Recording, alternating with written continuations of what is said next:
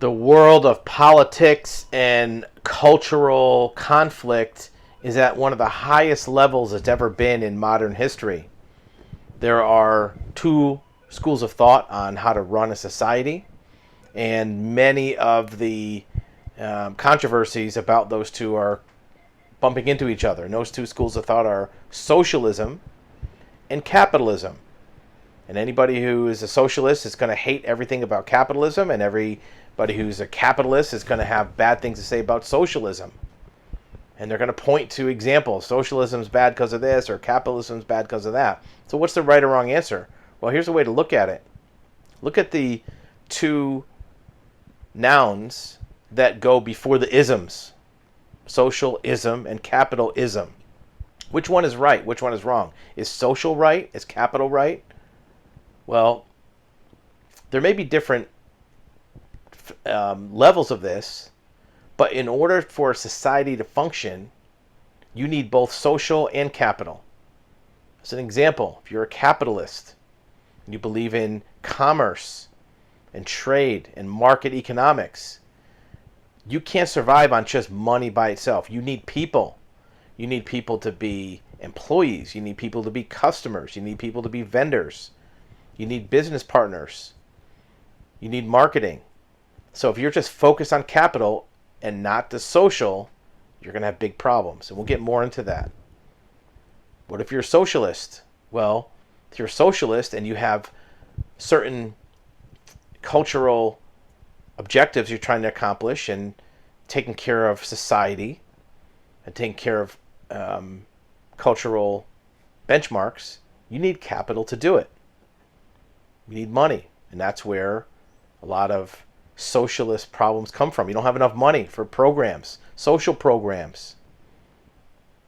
Most government or social projects fail because they don't have enough money. They don't have enough working capital.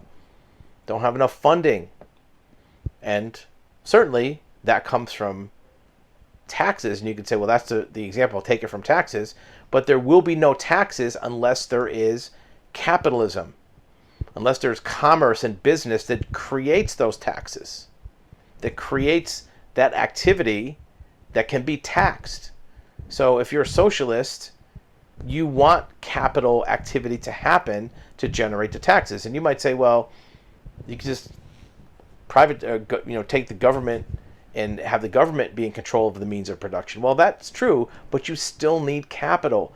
You still need, if the government is running, let's say, the airlines, you still need capital for people to pay for an airfare. You still need capital for people to pay for constructing buildings, right?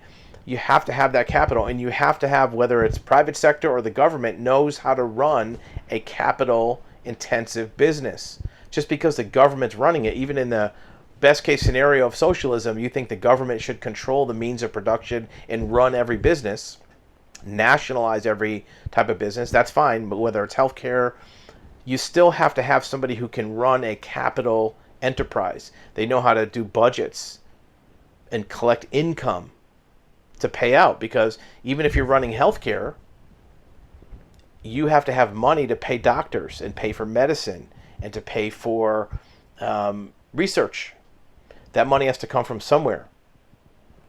And if everything is nationalized, there are no more taxes, because you're not collecting taxes on transactions.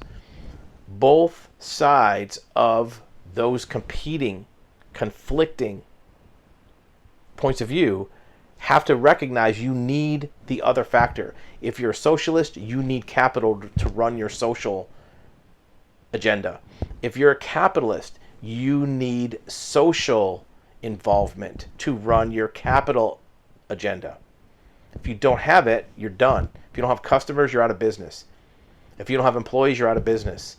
So you have to factor that in. Sometimes the needs of customers and the needs of employees aren't exactly 100% logical, rational, capital decisions. You have to factor in the human element. And if you're a capitalist or you run a business, if you don't do that, you do it at your detriment.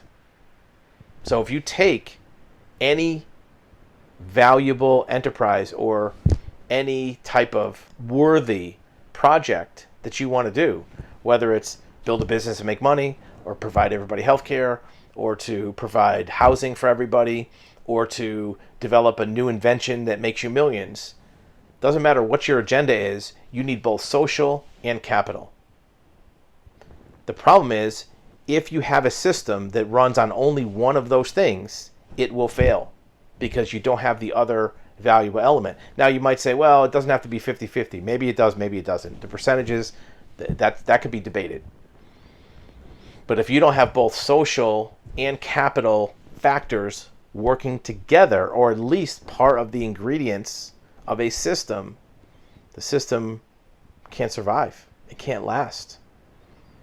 Because social by itself doesn't give you the power, the horsepower to run things, the means of commerce.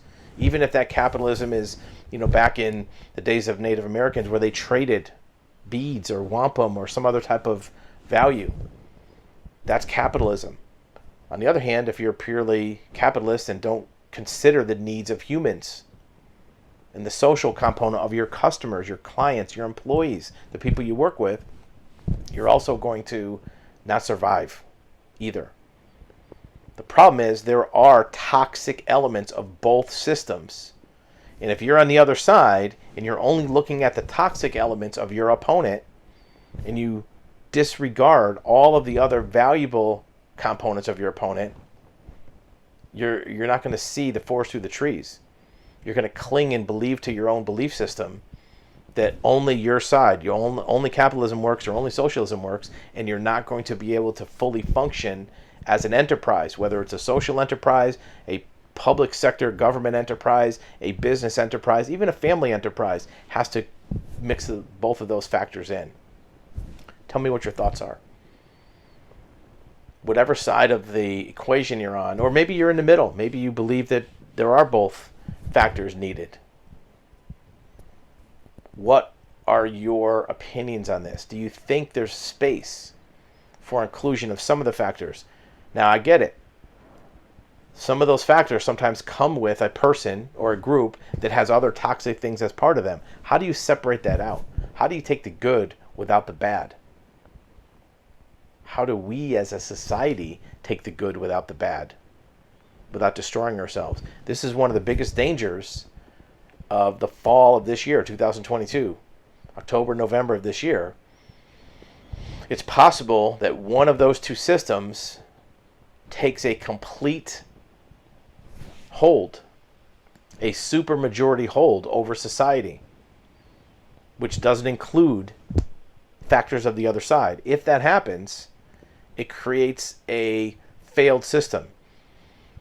It's like a house without a roof or a house without a foundation. You have to have both. And if you have a house that doesn't have a roof, it's going to fail. If you have a house that doesn't have a foundation, it's going to fail. You need both things.